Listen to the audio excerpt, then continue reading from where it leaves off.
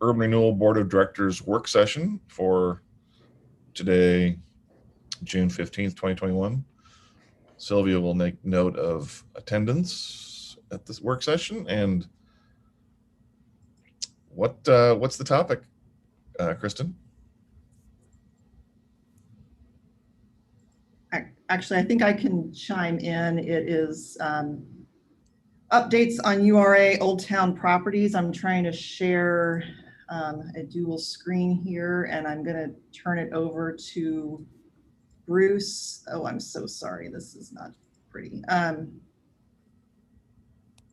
Sorry, turn it over to Bruce. This is going to be, we can keep this really brief. We really just wanted to give you an update. It's been a while since we've come to the URA board. I'm going to drive, and Bruce is going to talk. So if I don't drive fast enough, just tell me to go. Okay. Okay, pretty quickly. So good evening, Mr. Chair, members of the board.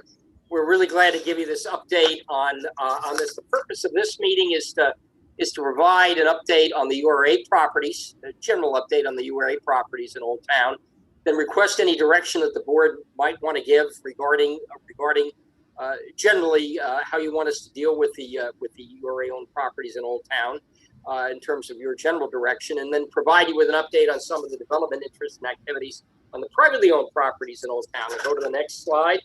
That's just an intro. Okay.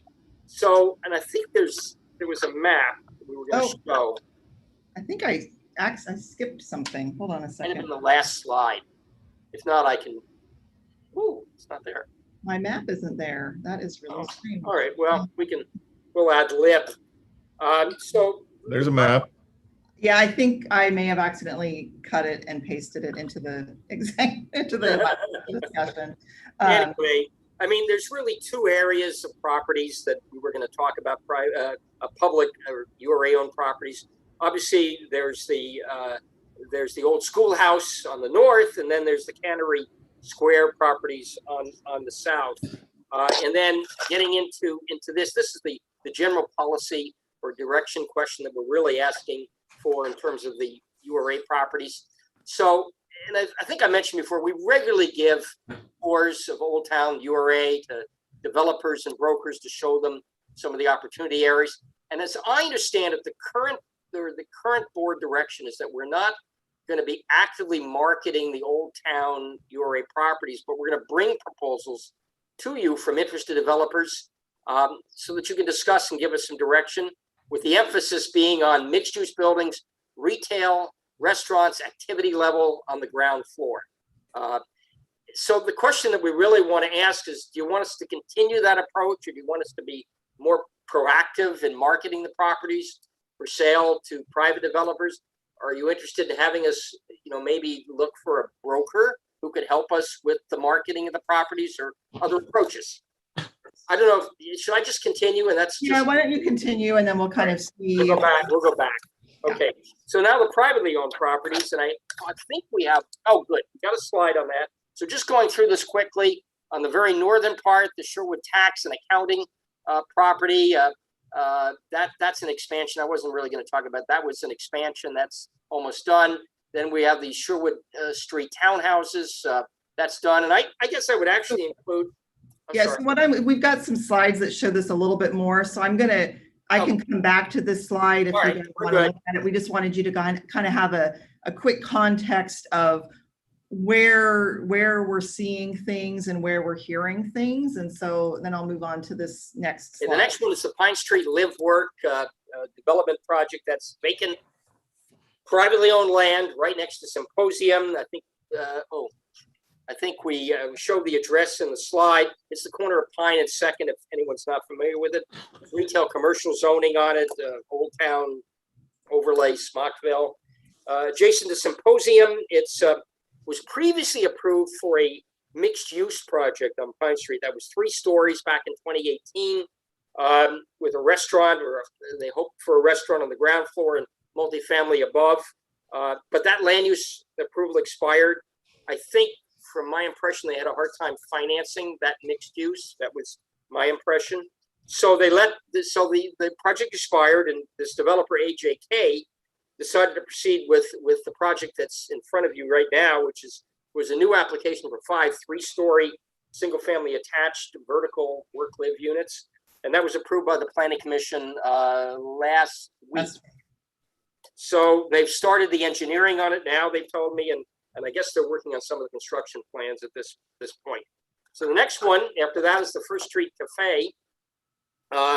It shows the address next to Cedar and Stone, which was also opened by, I think, the same property owner.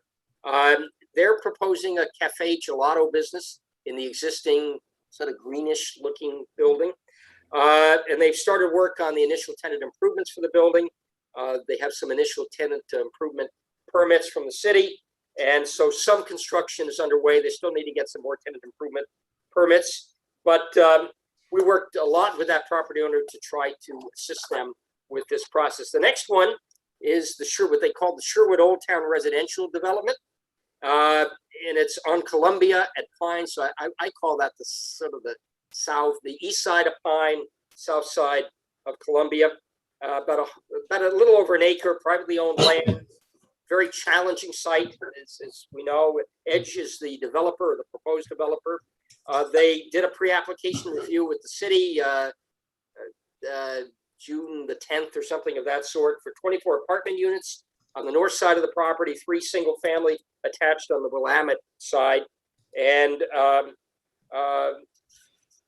so they're just trying to see if this is a feasible project for them. Next one is some other proposed developments over time in Sherwood. Of course, Hungry Hero. Bruce, back up on the last one. I have a question. Okay. So did they acquire the homes on Willamette then? I don't know if they've acquired any of it. I have not asked them that question. I can find out if they acquire the homes. And this is the site that's primarily a floodplain, right? Wetland? Yeah, there's wetlands in there. I'm not aware that they acquired, but yes. I think that the property, it has some frontage on both Willamette and Columbia. It's kind of an odd shaped property. So they may not have acquired anything else other than they have frontage on Willamette. Okay. Okay, so let's see. The next one. Okay, I just was mentioning Hungry Hero. That was an early effort when I got here. They've now opened the new space where the chamber was, and so they have 2 spaces now.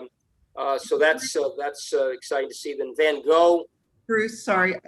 Do you recall the existing or the former Hungry Hero space that's still being used by Hungry? That's still being used as their facility. That's correct. So it's really an expansion for them, and that required a fair amount of work working with them and building to try to help them get through that process. Then Van Gogh Artist Bar and Studio, they're planning on going in. I guess maybe, I don't know if they've started it yet, but it's Southeast Washington Street. I think it's the Masonic. Building, and they're just starting to work on it. We let them know what they're going to have to do to proceed with that. That's some other interest that we've had that's been expressed to us over a period of time is Second and Washington. That was back in March of 2020. This developer proposed, or the developer proposed 2 mixed-use buildings. That's the Rudy Olson gas pump is right in front, and they want to do apartments on the apartments above ground floor retail. They really want to do 4 stories. They weren't too excited that they could do just 3 stories, and if that were the case, they wanted to see if there were more density opportunities. But they decided not to pursue the project. They just felt it was economically infeasible, and we told them they couldn't do 4 stories. So that's Second and Washington. The next one after that is on First Street. Cabinet Cures had considered very recently in March of 21 the acquisition of the existing building that's pictured there. They want to do a showroom and then maybe create a future retail or restaurant space in the other half of the building. They just decided they didn't want to proceed with that project. They did due diligence and a pre-application with them. The next one is Southwest First and Pine. There's no project there. I probably should emphasize that. However, I know I've been looking at that property for quite some time, and coincidentally, this is across from Symposium. Heard that they were starting to think about something, the owner. It's currently a contractor's office, And so I called them, we had coffee and talked about their interest maybe in doing some kind of a mixed use on the property. There's no proposal, there's no development project at this time. This is just a very early inquiry, and but they did say they probably need to acquire some of the landscape, and it's a part of the landscape in the back by the city parking lot in order to make the property more feasible. But anyway, it's really early. Just wanted to make you aware of that potential interest, which I'll continue to check with them on. We've had some fairly recent site searches, I'll call them, for a juice bar, a pizza restaurant. We hear a meat market is interested in some office space. Very, very tough to find any sites in Old Town, any spaces that seem to work after lots of efforts. There really aren't very many available spaces in Old Town, and that, in my opinion, just reflects the need for some new mixed-use buildings with ground floor retail. Again, taking a lot of developers out to look at that. I think the future really could be eating and drinking and maybe some unique retail, but work, live, eat, play, that kind of thing. But that's going to really require some new buildings to get built, some new spaces to get built. So I think we're ready for any discussion, any direction you want to give us.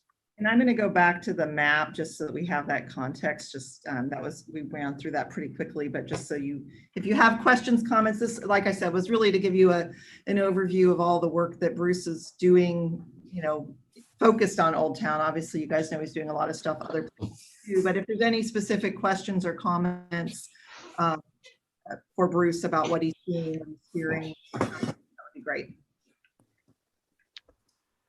I like the approach. I love the legwork and cold calling and all the hard work you're doing, Bruce, to get out there and talk to these owners and motivate them. The only thing I would add, I think we haven't looked at the downtown overlay in a long time. And when we talk about mixed use, what we're really, and I think there's agreement, correct me if I'm wrong, what we're really looking for downtown is boutique retail, shops, restaurants. Our current code and everything kind of allows professional services and all kinds of other things. And maybe that's something we need to look at with our overlay to make sure we're encouraging the right type of development if we are going to do mixed use. Yep, I agree. We got a few things to clean up at a minimum. Yeah. Bruce, what any word on the Oregon Street Townhome Phase 2?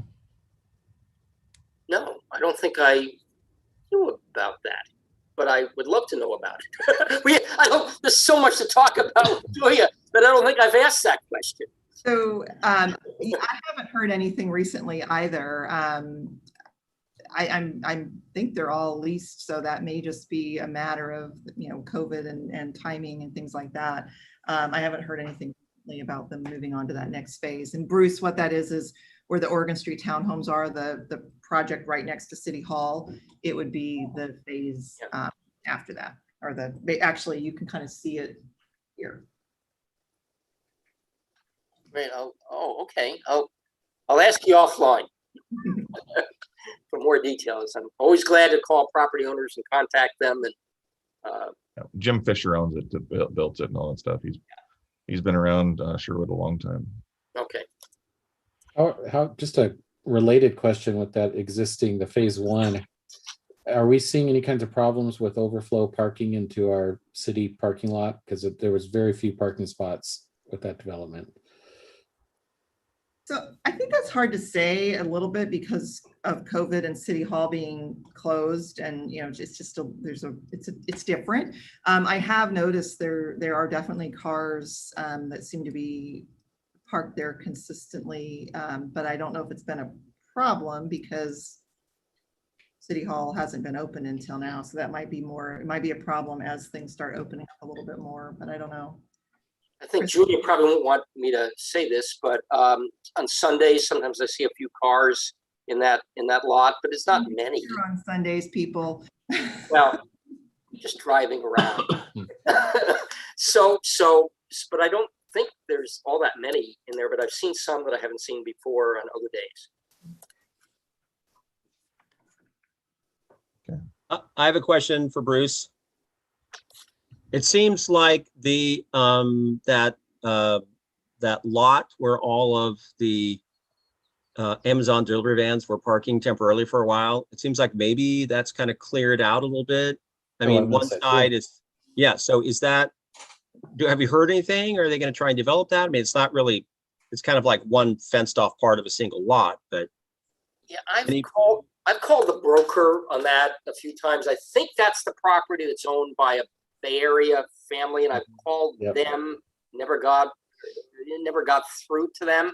And the broker says that at some point they're going to want to sell. I think they're thinking that it would be, I think they're thinking that maybe it gets rezoned to commercial or something of that sort, but that's to be seen, of course. So I've never really gotten a clear sense from the broker in terms of what the time frame is or the plan for that. Thank you. Yeah, half of that parcel is leased until, my understanding, until at least towards the end of next year.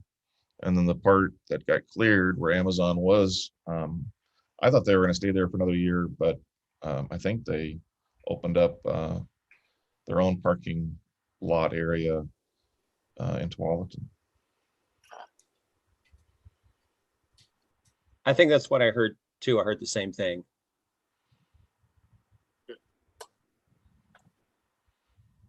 Other questions or comments from folks before we end the work session? All right. Hearing none, we will end the URA Board of Directors work session. And once Sylvia is ready, we will go to the URA Board of Directors regular meeting.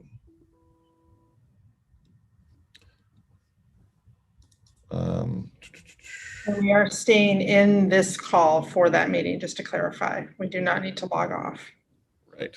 All right. So let's call to order our URA Board of Directors regular meeting for June 15th, 2021. Roll call, Sylvia.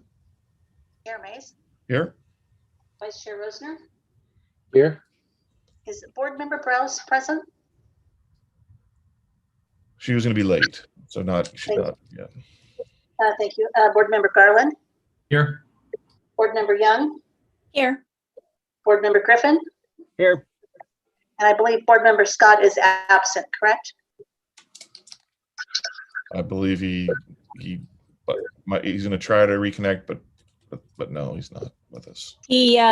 His battery died. Ah, very good. All right, thank you. Thank you, Sylvia. We have two items on the consent agenda this evening. One, item A is approval of the October 6th, 2020 URA Board meeting minutes. And item B is the approval of the March 2nd, 2021 URA Board meeting minutes. Is there a motion for the consent? Motion to approve? Second. Thank you, Kim. Thank you, Russell, for second. Discussion. Hearing none, all in favor of the motion to approve consent agenda as presented, say aye. Aye. Aye. Opposed? Awesome, motion carries. Thank you, board. Public hearing. We have one item on the public hearing this evening. Sylvia? The Urban Renewal Agency Board of Directors will hold a public hearing this evening to hear testimony on URA Resolution 2021-002, adopting the fiscal year 2021-22 budget of the City of Sherwood Urban Renewal Agency, making appropriations, imposing and categorizing taxes, and authorizing the agency manager to take such action necessary to carry out the adopted budget. The hearing this evening will be conducted as follows. Staff will present the staff report. Questions, if any, by the board for staff. We will receive and consider written testimony. And Chair Mays, we do not have any testimony at this time. Thank you, Sylvia. We will then close the public hearing. No other comment. Final comments by staff. Questions of staff by the board, followed by discussion of the board. Great. David, welcome. Yes, thank you, Mayor. So the URA Budget Committee, you folks met on May 27th and received the budget message. I know I read it for Joe since he had already departed the city. The budget's pretty straightforward. There was no changes recommended by the Budget Committee. And pretty much this is just the final step. It's ready to be voted on by the board.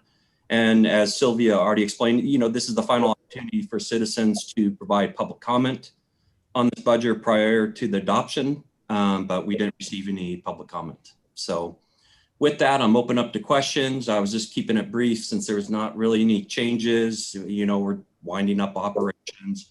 And next fiscal year, 22-23, we're looking to close down this URA. Awesome. Thank you, David. So we had no citizen comment for public testimony. We will close the public hearing portion of this item. Discussion by the board of David. Or anyone want to make a motion? Is this It's just a regular, motion? just a motion. Oh, I make a motion to approve URA Resolution 2021-002, adopting the fiscal year 2021-22 budget of the City of Sherwood Urban Renewal Agency, making appropriations, imposing and categorizing taxes, and authorizing the agency manager to take such action necessary to carry out the adopted budget. Second. Thank you, Kim and Tim. Comments on discussion on the motion? Hearing none, all in favor of approving the motion, approving URA Resolution 2021-002, say aye. Aye. Opposed? Aye. I'm sorry. Opposed? It's unanimous. Thank you, board members. Thank you. And Thank you, Chair Mays, if I may, at this time, Councillor Scott and Grouse still are not present, correct? Correct. Thank you. So the vote would be 5-0. Thank you. Correct. With that,